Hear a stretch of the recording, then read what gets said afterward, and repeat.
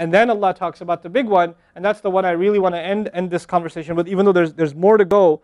But Allah makes such a big deal out of this subject that again, just like there were 3 ayat about Judgment Day, now there are وَالَّذِينَ هُمْ لِفُرُوجِهِمْ حَافِظُونَ إِلَّا عَلَىٰ أَزْوَاجِهِمْ أَوْ مَا مَلَكَتْ أَيْمَانُهُمْ فَإِنَّهُمْ غَيْرُ مَلُومِينَ فَمَنِ ابْتَغَى وَرَاءَ ذَلِكَ فَأُولَٰئِكَ هُمُ الْعَادُونَ. 3 ayat about the same subject again. The only other subject that got 3 ayat was what? In this list. What's the only other subject that got 3 ayat? Judgment Day. Judgment Day and punishment. This is the next subject that gets 3 ayat. And you know what the subject is? Shamelessness. People who guard their privates. We live in the ultimately shameless world today. The world in which streaming videos off of any website are available on your mobile device.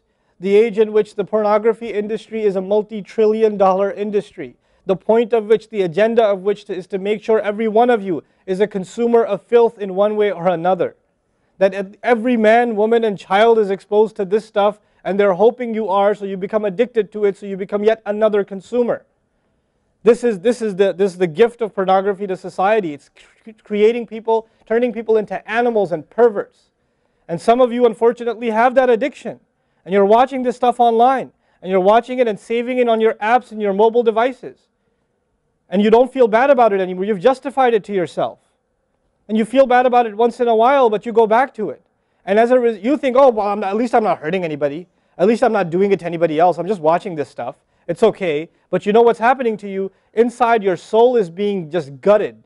You have no soul left inside of you. So your prayers are empty and you can't even shed a tear in your salat because your heart is so devoid of the fear of Allah because of the filth you've been watching all this time. It's turned you from a human being into an animal. So you can't even look. A woman passes by and you see a piece of flesh walking by. You don't see a human being walking by that deserves respect. You check everybody out and everything out. You're constantly gawking and staring. You have a hard time putting your eyes down. When you're on the subway, when you're on campus, when you're at work, you're walking down the street, you just can't help it. You see a billboard, you take a second look, you see a third look. You don't miss any opportunity to just to violate your soul with your eyes. You're addicted completely. And then you say, brother, how do I get khushu' and salat? What world are you living in? What world are you living in? Ayyuhal ikhwa, my brothers, specifically my brothers. And I know some sisters have this issue too. It's a sad reality. This is a war. This is a war. This is more dangerous than any military war. This is the war that's destroying our souls. It's making its way into our homes. It's making its way, if I want to protect my children from this stuff as much as possible. But when my child goes to school, and it doesn't matter if it's Islamic school, there's a very high statistical likelihood that someone, a friend, with their iPod, with their mobile device, will say, hey, look at this. It's a very realistic, a thing nowadays. It's not far-fetched. And so I have to prepare my children for the filthy world that they're going to be brought up in. And there's no escape from this stuff anymore. There isn't. It's everywhere. It is everywhere. You have Islamic lectures followed up by, those YouTube puts those follow-up clips, and something will be filthy. Something will have to be filthy. And I don't think that's by accident. I'm not much of a conspiracy theorist, but I don't think that stuff is an accident. And what happens to you guys is you watch a video, you see something filthy, you click it, you click something else, and you end up watching disgusting things.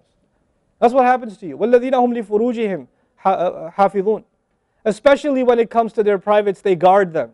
They guard their shame. Brother, what's the solution? Should I get married? Like the guy who asked the other day, how can I get married right now?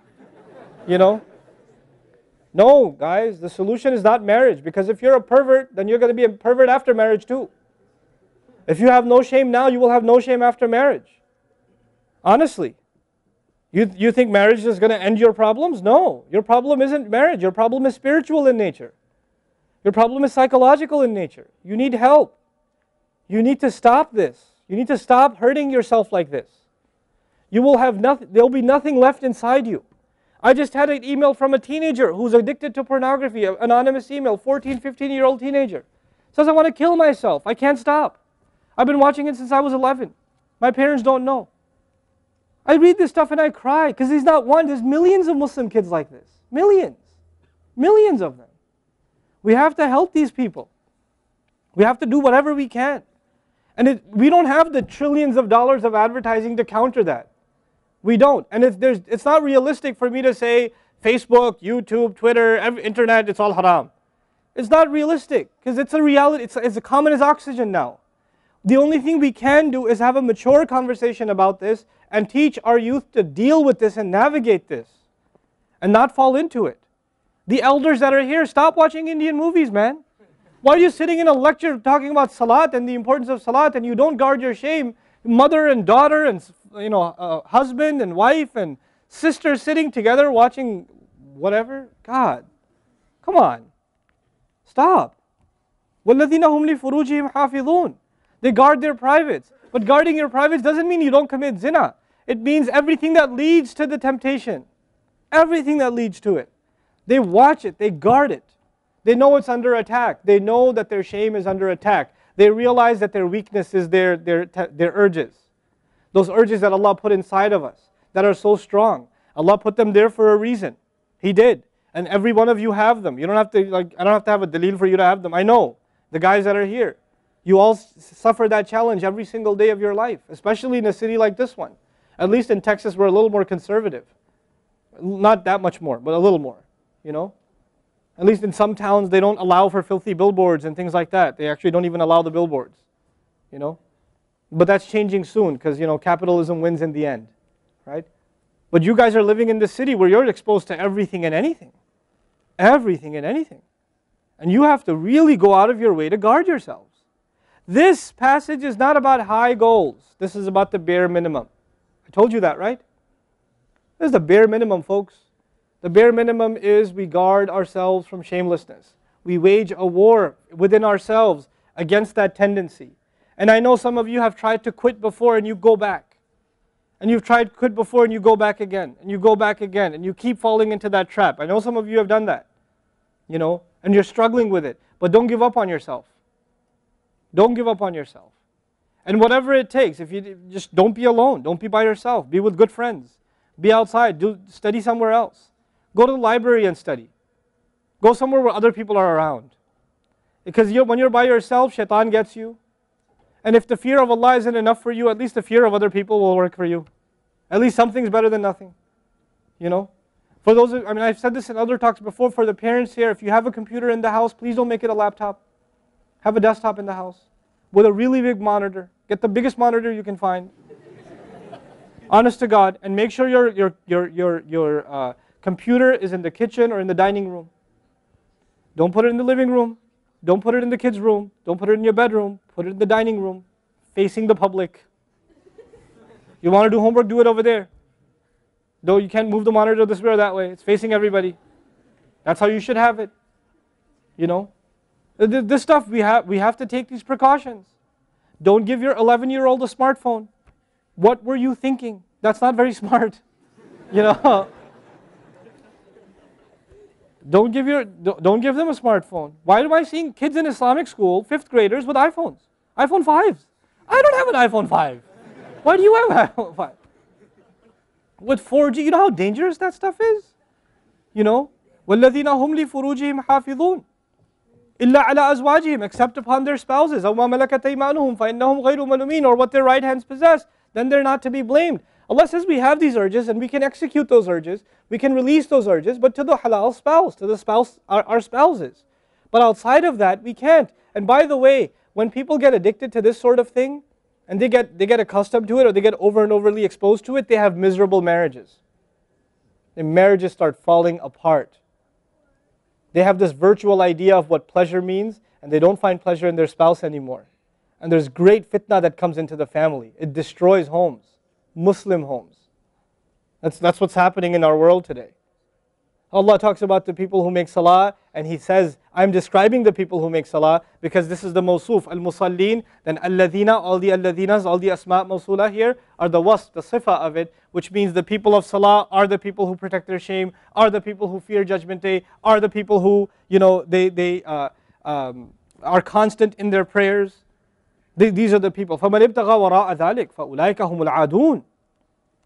The people who pursue anything beyond that, then they are the ones engaged in aggression. This is an act of aggression. You know when adu is mentioned, or adi, adin from adu, from ada ya'du, right? Al-adun. Al-adawa in Arabic means animosity. Allah says, whoever pursues their urges to be fulfilled outside of the halal, outside of the marriage, whoever pursues that, then they are engaged in an act of aggression. The question is, aggression against who? Because when you say enemy, then you have to say enemy of who? If they've become an enemy, who have you become an enemy to? Allah didn't mention a maf'ul bihi, no jar majroor, nothing related to it. You know what that means? They are an enemy to themselves, their family. They become an enemy even to Allah's teaching. You know, these are the kinds of people. The most important asset you and I have is our hearts. And this shamelessness destroys the hearts. It destroys it. The most precious thing you and I have to preserve is our iman. And these filthy images is destroying your iman. They're tearing your iman apart. Don't let it happen to you. Do not let it happen to you. And I can only talk about this. I can't stop you from doing anything. And nobody else can. You will have to police yourself. You will have to control yourself. You'll have to make the decision, is my iman important enough? Is my salat important enough? You know? Or should I just carry on and pretend? You know what I told you about jazur, right? When you come across evil, you just don't want to deal with it. You just ignore it. There's a lot of people like that. They hear this stuff and they don't deal with it. They just ignore it. And you're jazur. Then you're not from the musallin. Illa al-musallin. If you don't be from the people of jazur, from the jazureen. Don't be from them. The people who just leave it. They don't even deal with their problem. They run from it. And they cave in every time. And they're reactionary. And that's the beautiful thing about the beginning of this passage. Halua, reactionary. Usually we react to temptation. You react to an image and it leads you to a site, which leads you to something else, which leads you to something else. You're constantly reacting to things. You're supposed to learn to have the right reaction, and the right reaction comes when we become people of salah.